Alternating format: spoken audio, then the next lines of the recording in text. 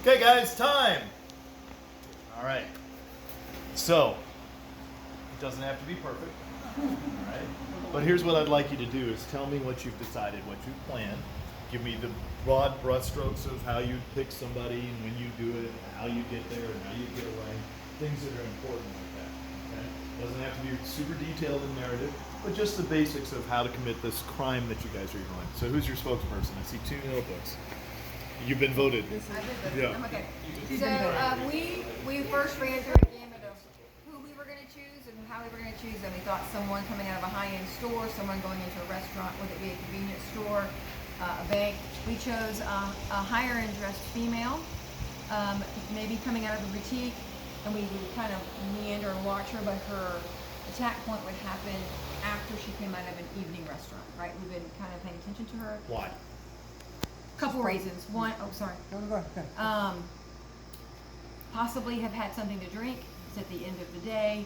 So she's made it through the entire day and achieved all of her goals, and now she's at her lesser point.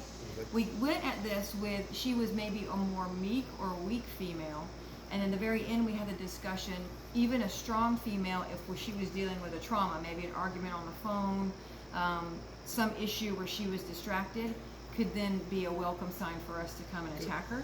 We would not make that attack until she was near or by her car. So the goal in our terrible armed robbery here, because I'm sitting there thinking, we're talking armed robbery, we got these goals. Look how excited they are! They're like, yeah!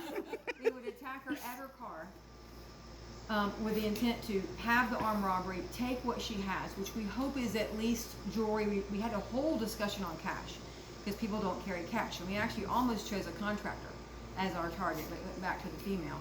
Things that have value, whatever they were, and leave. We decided not to then add another forcible felony of kidnapping or murder. We're just having the attack and leaving.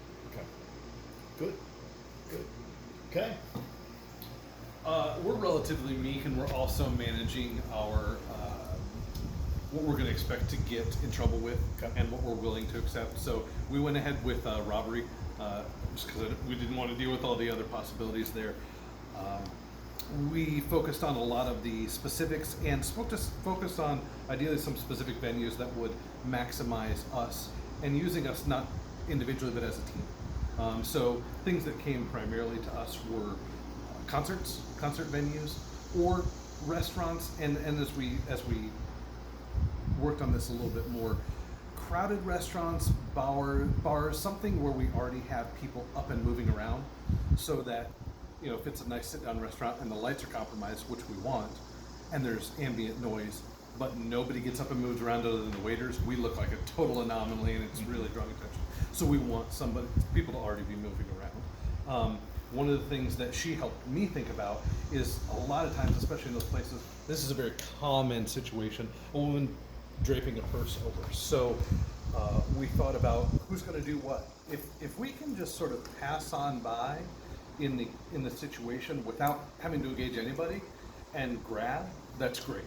Whatever it is, the purse and whatever it contains in it, or the item if it's something laying on a blanket at a concert. If not, I'm going to go ahead and be that engaging person. Hey, can you help me with something? I'm really drunk, I'm going to throw up all over you, or something of that nature.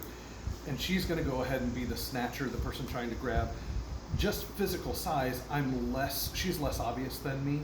I think that we have a determination a lot of times in society that women just aren't criminals, and they're certainly not somebody that I have to pay more attention to than me.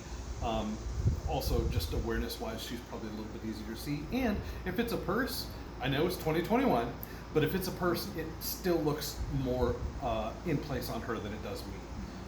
We talked about we would have a maximum time frame in these type of things of about 20 seconds. Okay. So if I can't get what's going on with that to not happen, we just move on. A primary, I love what you brought up on where we're going to meet. A primary, we just meet back at a vehicle, because there's nothing out of the norm about 2 people meeting at our vehicle. But if for some reason that's compromised and we can't do that, especially at these venues, a bathroom. And what did you bring? Well, there's always a line in the women's bathroom. Yep. So all he's got to do is come up to me and go, honey, you still waiting in line? Come on, let's go. We'll go somewhere else. Mm-hmm. I love that. I thought that was a fantastic idea. Got a real future in this. don't want one, but thank you.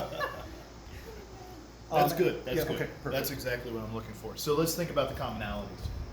Victim selection. Who did you all choose? Women, Women. Why? easier trip. Easier. All right. It's unfortunate. What did you use as victim selection criteria? What? Both of them. Distracted. Attention. At a restaurant, maybe drinking. Okay. And then the place for the action was either while they're distracted in the venue or at the car. Okay. And an easy thing to do with this is simply have your clients do this drill for themselves and figure out when they would attack themselves, and then tell them these words. Stop doing that. Because you see, the similar things are happening over and over. So the real lesson in this is, how do we think like the bad guy? Now, all of you are averse to penalties, which is not very bad guy of you or bad girl. All right, you're worried about it being penalized. If you take that out of the process, what you're willing to do would be very different. So penalties work well for people that avoid penalties. They don't work well for people who don't care about penalties, are able to work around them. So remember, that was really not a deterrent. It was a deterrent for you, but probably not for somebody who's done this. Now, do you think this much planning goes into possible violent criminal actors? It does. They do practice. They have apprenticeships. They learn under a more skillful person in this. They pick niche environments, and they do it over and over, and they get the lessons that they learn from it.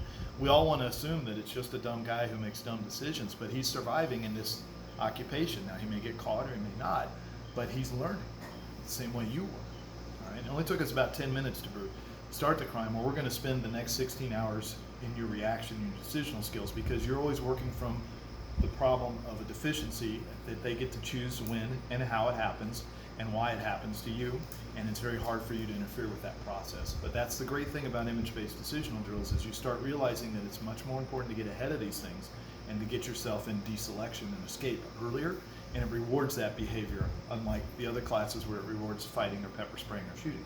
Make sense to everybody? All right, great job.